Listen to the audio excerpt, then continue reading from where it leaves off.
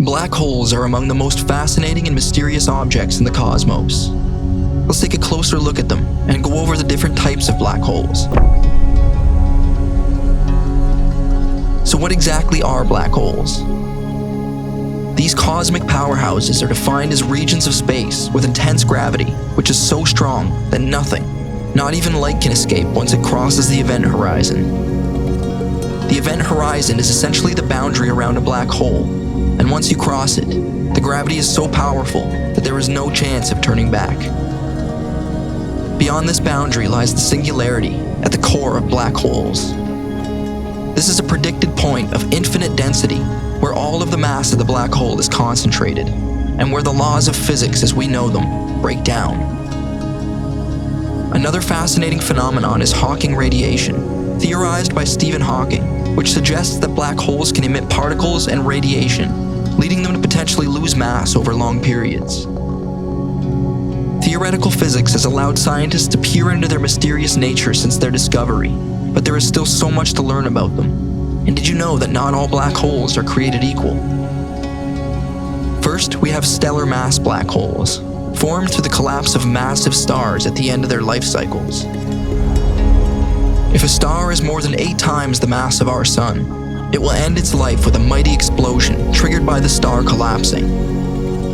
The huge explosion that follows is known as a supernova, and if the star had a mass 20 times the Sun or more, it will form a black hole upon its collapse.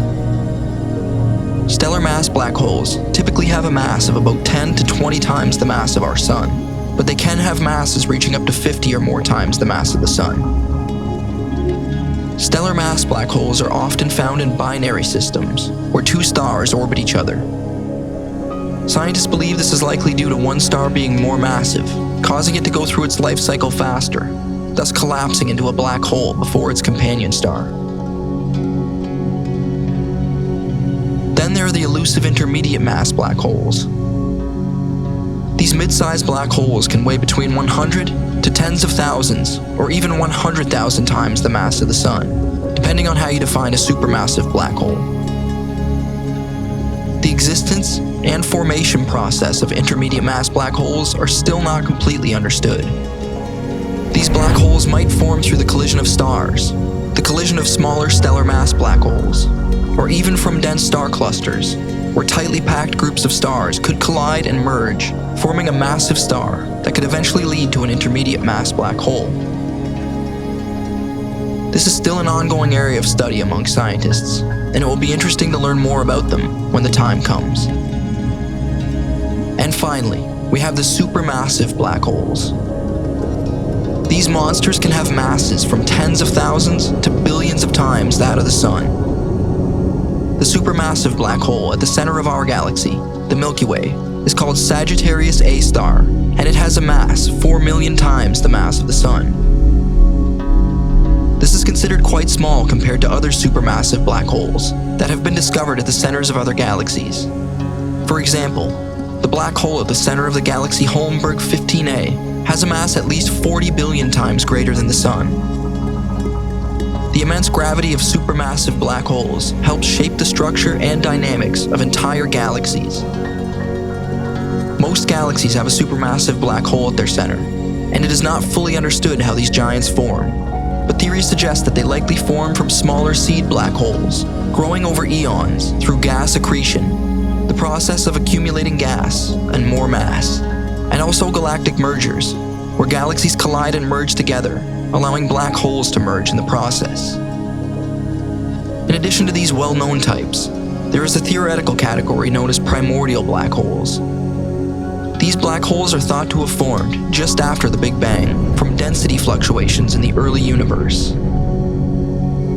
Unlike stellar, intermediate, and supermassive black holes, primordial black holes could be much smaller, with masses ranging from 100,000 times less than a paperclip up to 100,000 times the mass of the Sun. The possibility of these black holes offers fascinating insights into the conditions of the early universe, and remains a topic of intense research and speculation. It's also important to note that the mass ranges of these black holes are approximate and subject to change as scientists continue to study and understand these mysterious objects. Black holes can also merge with each other, creating even larger black holes. These mergers release gravitational waves, which are ripples in space-time that we can detect here on Earth. Additionally, black holes can consume stars, planets, moons, asteroids, or any other matter that gets too close to them, and this process is known as accretion. This accretion process can produce powerful X-ray emissions and energetic jets of particles. Black holes play a crucial role in galaxy formation and evolution. They influence star formation, galactic dynamics, and the distribution of matter in the universe. But what lies ahead for these cosmic titans? What lies inside of them? Will they eventually evaporate through Hawking radiation or persist for eons? Could they even hold the key to the mystery of dark matter, the unseen matter that makes up most of the universe's mass? The mysteries of black holes continue to captivate and challenge humanity's understanding of the universe. I think they serve as a great reminder that we still have so much to learn about our place here in the cosmos. I'm just very grateful to be able to experience life in this beautifully chaotic universe, here with all of you. Thank you so much for joining me today. If you enjoyed this video and would like to show your support, feel free to hit the like button and share it with other curious minds.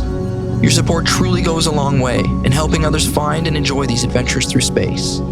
I would also like to thank this amazing community for the ongoing support. I appreciate you all. Feel free to let me know your thoughts in the comments below. I always enjoy hearing from this community.